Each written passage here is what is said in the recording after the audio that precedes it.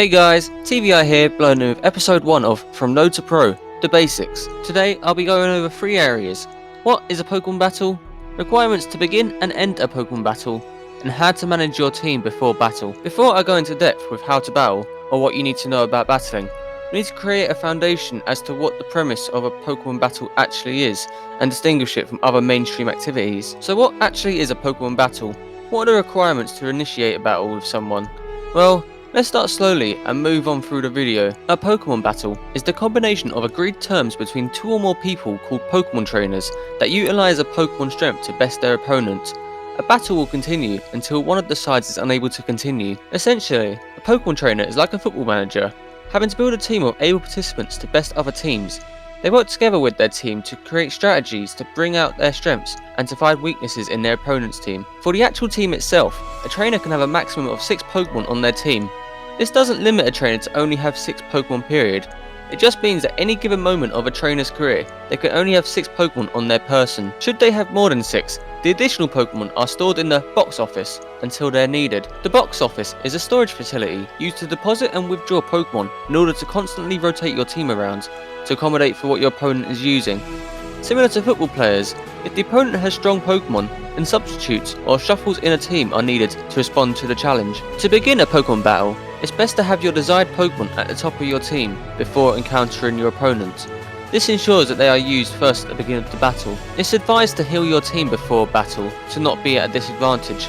To do this, just visit a Pokemon Center and heal your team at the counter. If you're online, which is why I guess you clicked on this video, then your team will already be healed and you will be able to select the Pokemon that you send out first. Remember when I mentioned about agreed terms? Well, these terms will decide who the victor is. Usually, one of these terms are that both sides must use the same amount of Pokemon.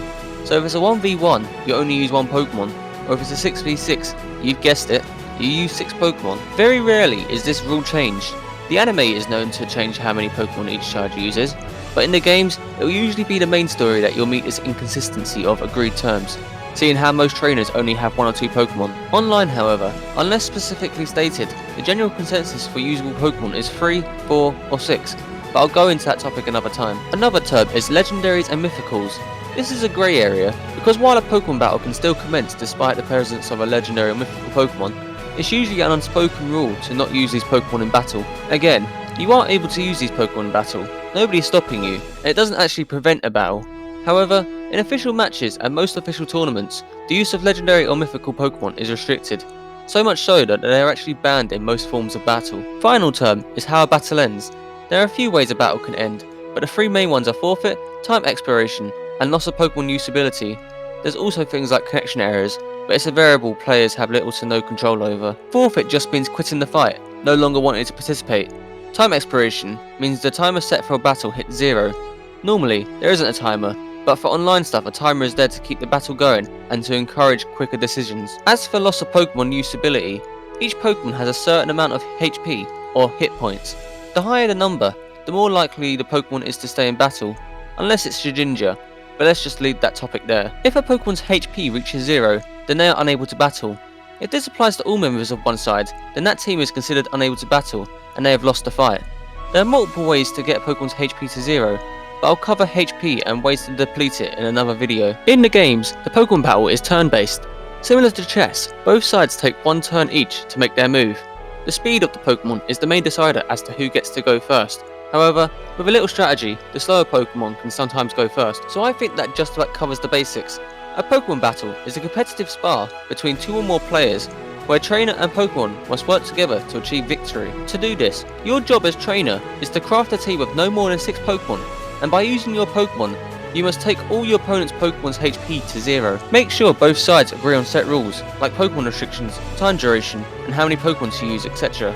Usually, this is all done online, so all you need to worry about is picking the maximum amount of Pokemon you're able to use. With all that said, if you made it this far, I can safely say you're now a pro at understanding what a Pokemon battle is, the requirements to initiate and terminate a battle, and how to set up a standard team. But for now, TVI has got to fly. Thanks for watching everyone. Join me in my next installment of From Node to Pro, where I discuss how to obtain Pokemon and ways to collect them to use in battle.